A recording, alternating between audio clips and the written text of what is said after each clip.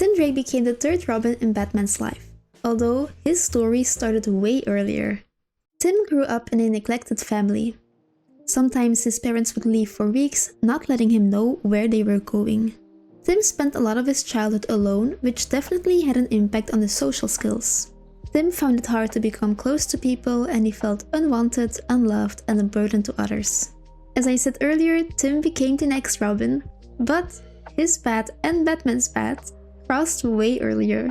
Tim was merely a toddler when him and his family went to the circus.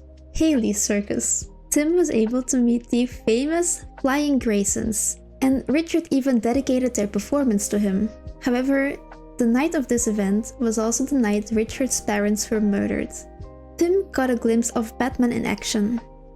When Tim was 9 years old, he saw footage of Batman and Robin. He recognized Robin's quadruple somersault and found out Batman and Robin's secret identities. He continued keeping an eye out on Batman and Robin's adventures, and he noticed Batman's behavior changed after Jason's death. Tim was convinced Batman needed a Robin to keep him safe. Nightwing and Batman were caught by Two-Face, and Tim found out. He used a Robin suit to save his two favorite superheroes and convinced Batman to keep him as Robin.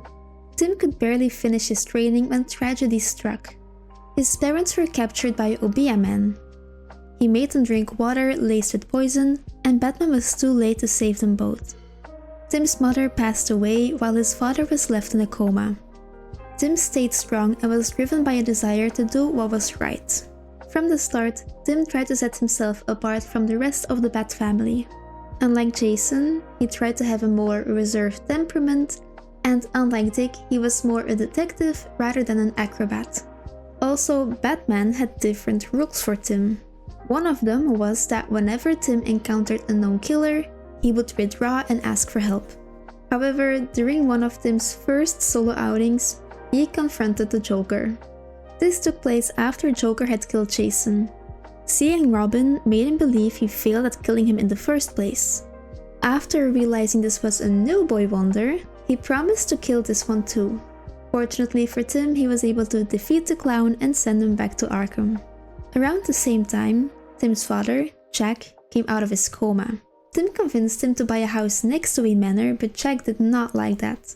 Jack wanted to spend more time with his son, so he grew resentful of the bond Tim had with Bruce Wayne. A while later, Arthur Brown, aka Cluemaster, was supposedly cured and released from jail. However, clues still appeared all over the city, and no, it was not the Riddler. While attempting to stop the Cluemaster, Tim noticed a girl in a purple suit leaving the scene. He assumed she was an accomplice, so he caught her. She was surprised and hit him with a brick. The girl turned out to be Stephanie Brown, Arthur Brown's daughter, who was working against her father as a hero named Spoiler. They later started dating, but I will not be focusing too much on that in this video. They had a whole history until she was tortured and killed by Black Mask. Not long after, Bane successfully found out the secret identities of Bruce and Tim. This led to the well-known back-breaking incident that put Batman out of commission for a while. But Bane didn't stop there. He also kidnapped Tim's father. Tim struggled a lot with guilt. Not only did he feel responsible for the violent behavior of Azrael, who wore the Batman cape at the time while Batman was healing from his injury, but also because he couldn't protect his father. Well, Batman magically healed and rescued Jack. While on a case, Tim met Bart Allen, who was on a school trip. He later witnessed Impulse in action. Tim, the great detective that he is, recognized Bart instantly. This led to the start of a long and close friendship. Later on, they both became charter members of Young Justice, together with Superboy. At one point, the team was attacked by a cyborg Superman from the future. The robot killed 2 members of Young Justice. The remaining members formed the new Teen Titans. While Tim was part of this team, he encountered a future version of himself where he was Batman after Bruce died. This version of him hunted down Batman's rogue gallery to murder them with the same gun that killed Bruce's parents. He began a relationship with Betty Kane, later murdering her. While filled with guilt, he made a deal with Ra's al Ghul to bring her back using a Lazarus pit.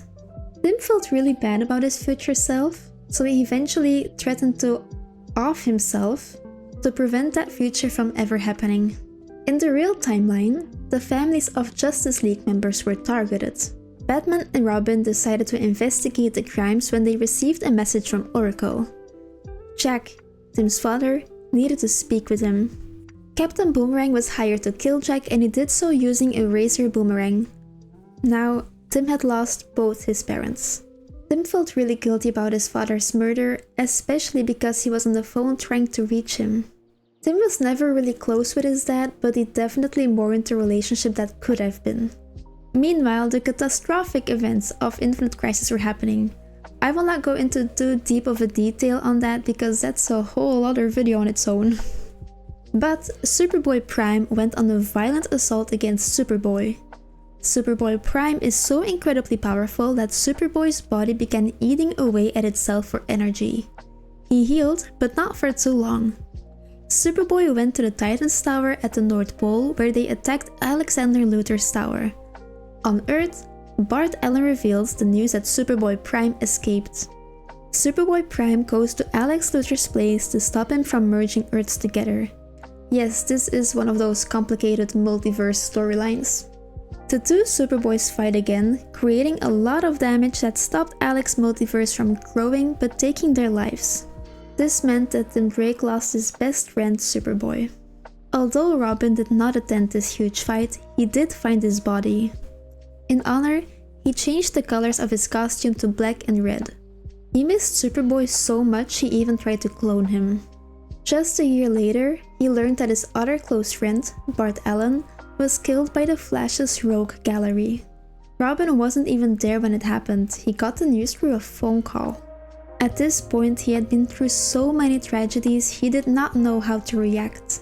While researching a case, Batman pretended to slip into madness and disappeared. In true Batman fashion, he did not tell this to his family. He ended up in a helicopter crash, barely making it out alive to join the rest of the Justice League for the event of yet another big Crisis storyline. During this Crisis event, Batman was seemingly killed by Darkseid, leaving Dick, Jason and Tim orphaned once again. Tim had lost his parents, girlfriend and countless others. But by losing Bruce, he lost the one man he could always count on. Bruce was the only support system he had left, and now he lost that as well. With Batman gone, Dick decided to put on the mantle of the Batman, but he didn't want Tim to be his Robin. Tim became upset about this, so he decided to search for Batman instead as Red Robin, while closing himself off from the rest of his family. The Red Robin run in comics is a lot darker than Tim's Robin series. Basically, the entire Red Robin series is about how Tim is trying to search for Batman, which is understandable. Without Bruce, who does he have left? It was impossible for him to accept that Batman was really gone. Eventually, he does find evidence that Batman may be alive. And some of his other friends come back as well, such as Superboy and Bart. But nevertheless, he never seemed to fully recover from all the loss he has experienced. Important to note is that all of this happened in the time span of 2 years. A lot of the comics seem to imply that Tim suffers from depression. There are even comic pages that seem to imply or at least hint at that he may be suicidal as well. Especially as Red Robin, he did not put his life as his top priority. He questions a lot if being a superhero is worth it when it costs the life of his family. These kind of thoughts are pretty common in people who suffer from survivor's guilt. Survivor's guilt is the response some people may have when they survive a traumatic situation while others lost their life. It's often associated with PTSD, complicated grief, and anxiety disorders. Common feelings in people who have survivor's guilt are tension, distress, and solitude. These emotions usually manifest when others show sympathy or make references to the deceased. When surviving a threatening situation, they tend to blame themselves for why the others didn't survive. Tim Drake is one of the saddest superheroes I've read about. It's clear people around him see he's struggling in silence, but no one tends to really know how to help him. He keeps it all to himself. Kinda like another Bat we know. Tim may even feel like he's actually alone in all of this, especially after Dick took the Robin mantle from him. Tim argues that the Robin name or the Robin mantle was the only thing he had left, especially because the Robin name was carried on by Damian Wayne, a child who continuously reminded him that he wasn't Bruce's actual child and that he's never been more than an orphaned failure. To have this child take on his identity not only took away the last feeling of control Tim had in his life, it also amplified his insecurities and inferiority complex. His survivor's guilt became extremely clear in Nightwing issue 139. In this story, Tim gets the opportunity to bring back his loved ones using the Lazarus Pit. Tim wanted to bring back his dad, Superboy, and Stephanie. This felt like he could restart his life and heal from all the loss and pain.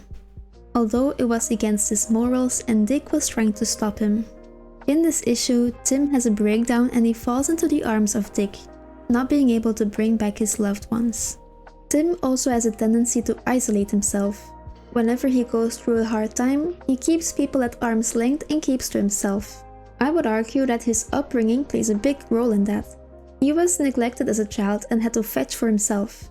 He learned how to be independent at a young age, so that's how he learned how to deal with stress.